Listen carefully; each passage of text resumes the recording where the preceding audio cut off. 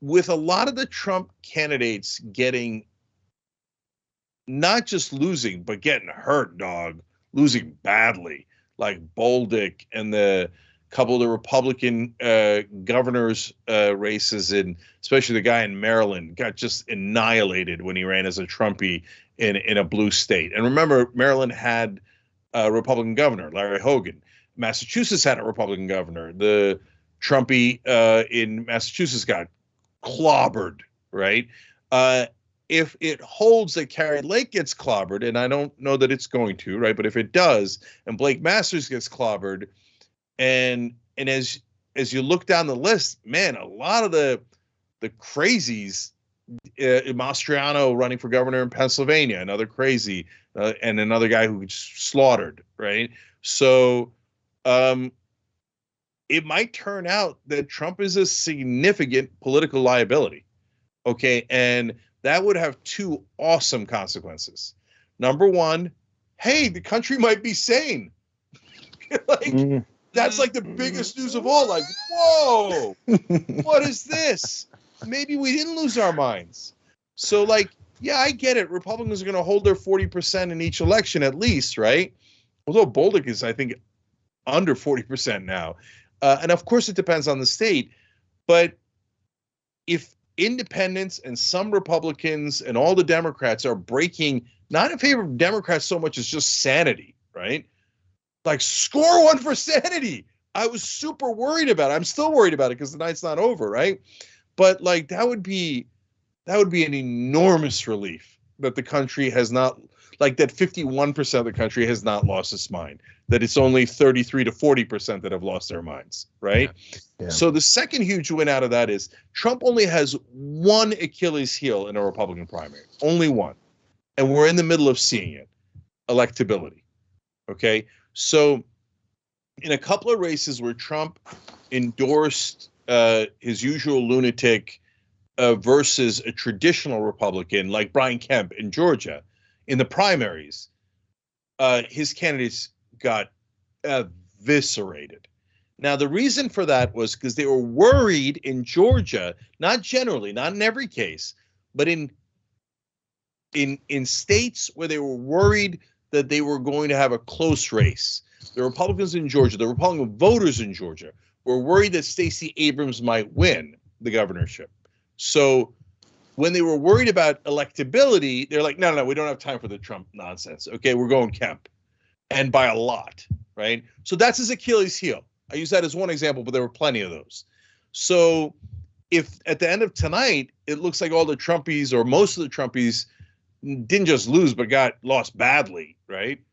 That's going to create an electability issue for Trump within the Republican primaries, and that's the only way he can lose a Republican primary. Really? So yeah. That's a second piece of potentially great news. I wonder, because this is what I was just thinking.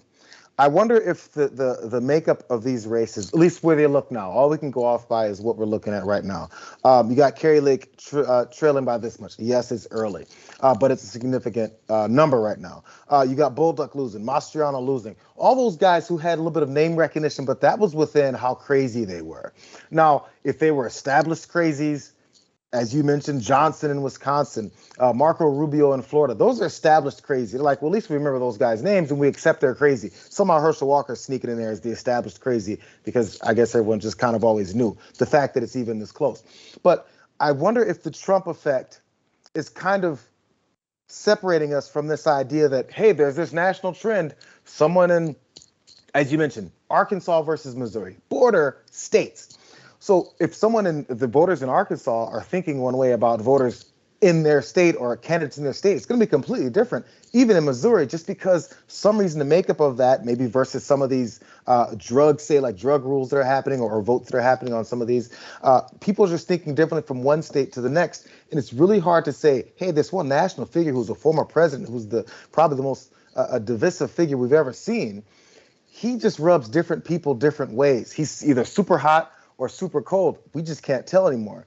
So I'm not sure if we can say, hey, you know what, Trump has a magic touch. He does in crazy corners, but where are those crazy corners? The identification of those, I think, is getting harder and harder to see. And that's why these, there's a lot of these surprises that we see versus what we thought we'd see.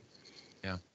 We should. I think you're totally right to point out. We have to not only we have to evaluate what we think of Trump's endorsement power, but obviously the Republicans are doing that. I'm sure DeSantis is having conversations about that. Like, this is a great night for DeSantis. It might not be an amazing night for Republicans, but it's a good night for DeSantis. So Trump's endorsement power might not be as strong as we might have thought. Also, with people like Bolduc losing, Kerry Lake currently trailing. The endorsement power of Tulsi Gabbard is going to be called into question because she, of course, put her lingering credibility on the line to support all of these anti-democracy, anti-abortion Republicans in the lead up to the election. But I also wanted to briefly mention in the North Carolina Senate race, Ted Budd is expected that he is going to win. I'm not sure that we've actually said that, so I wanted to make sure that we said that. Also, I saw that in North Carolina, it was believed that the Republicans might claim a supermajority in the state legislature, which would have been the only way for the Republicans to pass a veto-proof abortion ban. It looks like that's not going to happen. They're not going to get the supermajority. So North Carolina abortion access might continue just because of that. So that is certainly good news. And I wonder, see, even something like that. Did voters have that in mind? It's a collective thing. Each individual voter, it's not like everyone had a meeting and said, hey, you guys, we want to make sure we keep those particular Republicans out of office, at least to the extent that at least there's some level of abortion rights, that'll still be there and it won't be veto proof. People don't think that way, or people don't coordinate votes that way. It just doesn't happen. It's almost like it's hard to tell what's going to motivate certain people in different arenas and areas to come out and maybe set up that kind of situation. It's getting really hard to tell. And also, one more point on Warnock and Walker. It's looking incredibly likely right now that there will be a runoff. I don't see how either of them is going to get enough of a lead to finish it right now.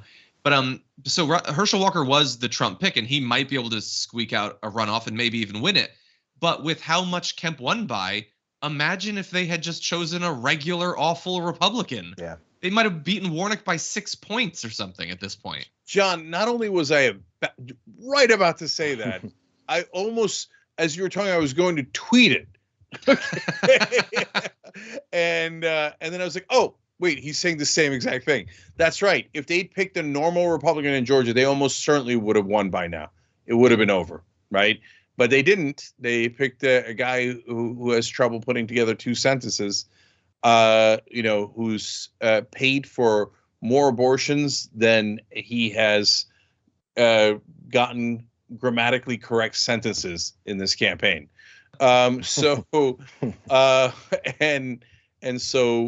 all of a sudden that's in contention for no reason, right? And from the perspective of Republicans. Now I want to go back to North Carolina for a second. So, North Carolina is very much trending purple lately, right? So Georgia and North Carolina used to be very red, and now they're purple. And some Democrats win the governorship in North Carolina sometimes, the presidential level sometimes Democrats win North Carolina. And as I was saying, it just got called. Ted Budd has won. New York Times calls it. And he won by not that much, right? With over 95% reporting, that's a 3.6% lead. So that race was winnable for the Democrats, but they didn't, right? And can anyone name who he was? I don't mean you guys. I mean in the audience. Can anyone name who Ted Budd was running against? I can't. I can look it up. But. No, it's Cherry Beasley or Sherry Beasley. I don't know how to pronounce it. Sherry. Okay, so she ran a non-existent campaign. Now that's not fair. I didn't follow that campaign, and so maybe I'm sure she tried her best, and I'm sure she did 18 different things to try to win, right? But did you guys hear about Tim Ryan's campaign? Yeah, you did. Did you hear about Fetterman's campaign? Yep, you did, right? And by the way, on Walker Warnock, you only heard about it because of Walker. Warnock said almost nothing the entire campaign, right? So why did the candidates like Fetterman do better? I mean, my God, the guy is going to pick up a Republican seat when, let's be honest, he can barely talk during the debate. Okay, so why did he do infinitely better than Sherry Beasley? Because he fought the Republican. He fought. right? He tried. And if you're wondering, why don't they try? That's crazy, right? For two reasons. And if you're a layman, it doesn't make any sense. By the way, you're right, okay, that it doesn't make any sense. But Democratic consultants across the country tell all of the candidates, don't make any mistakes. Don't make any mistakes. Oh, mistakes will cost you. Oh, my God. You know what the best way to run a campaign is? Inside a cave. And then, like, make sure that you're hermetically sealed in there. Yeah. Probably get you some oxygen, but I'm not sure. But whatever you do not do anything interesting. Yeah. Universally, every dumbass Democrat, not like 90%, 99% of Democratic consultants tell you, whatever you do, please do not make your own case. Okay? Yeah. So, and then the second reason is the donors. The minute that you say something aggressively progressive, they go, whoa, whoa, whoa, whoa, whoa, whoa, whoa, whoa, whoa, whoa. And so, for example, Gary Chambers in Louisiana, very aggressive, very progressive. And why did he lose? Because he got like $12 in contributions, right? His opponent had 10 times the amount of money, not of Gary, but the entire Democratic field. The Republican, who's deeply corrupt, John Kennedy, just had 10 times more than every Democrat in the race that was in the primaries. Yeah. So, and it's because if you actually fight for the voters, the donors despise you and will make sure that you don't have enough money to run your campaign. Before you shift, John, I can see you about to say something really fast thing. So on that point, at least of not appeal, or at least trying to work out of a cave, are you trying to appeal to more Republican cross the aisle voters, or are you trying not to scare off Democratic voters? You're like, let's not make any mistakes, because we know in general, there's a generalization, Democratic voters will say, this guy's corrupt. Generally, this guy's corrupt. This guy's he was caught in this scandal, things like that, and it turns them off. We know the mindset of many Republican voters are, I don't care if you just got caught with your hands bloody, stabbing someone in the back, and then breaking into my bank account and taking all my cash. You're a Republican. They know that there's this sycophant behavior with them. So is it to appeal to more of the crazies? I can maybe not call them all crazies. Appeal to more Republicans, or is it to not scare off Democratic voters because they might never... That's a great question, JR. Great question. So there's a number of factors here. And the top factor might be a surprise to folks. Okay. If you watch the anchors, maybe not as big a surprise. But so number one, there is an ideology within the Democratic Party, and I literally write about this in my book, and it's proven by studies. They think they're positive. Democratic staffers and politicians are positive that the country is center-right. It is not at all true. Studies show Democratic politicians and staffers are significantly more conservative than the average voter, okay? And so they think, well, I can't say anything against Republicans because the country, my state, my district is center-right. Then I'll be offending the majority of voters. Well, it ain't true. It ain't true.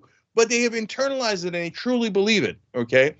And number two, they have this ideology that voters love civility, and that if you're brash, people don't like that. They don't like mean. They don't like fighting. And I've been in the room. I've seen it. They will tell people in debates, do not fight back. People will think that you're creating a conflict, and they are turned off by that. Okay. Again, which people? Republicans? Yeah. No, voters in general. This is all mythology, but it is bedrock mythology of Democrats. Okay. And then the last part is the real problem, the media. Because it's not that the voters are center-right, that is indisputably incorrect. Okay. And it is also not that they're turned off by conflict or aggressive. Donald Trump was president. How can they say that voters don't like conflict when Donald Trump was president? That's an obvious myth, right? But the media hates Democrats who fight back, hates them. And so, especially in primaries. So, I mean, look, funny enough, the perfect example was the LA Times editorial board op-ed about my race, when they said Cenk is right about all the issues, but they literally, quote, we prefer civility in Congress. He's too pugnacious. So when you lose the press, it's very hard for a Democrat to win. And the minute a Democrat gets aggressive, and that's why there's like Fetterman was an interesting break in that cycle. Very interesting. That got me hopeful that if it's a general election, the press might not lie. And I was like, whoa, that would be revolutionary, right? But and so the press will kill you. They'll kill your campaign if you're a Democrat who fights back. And on that part, the consultants are not wrong. That is true.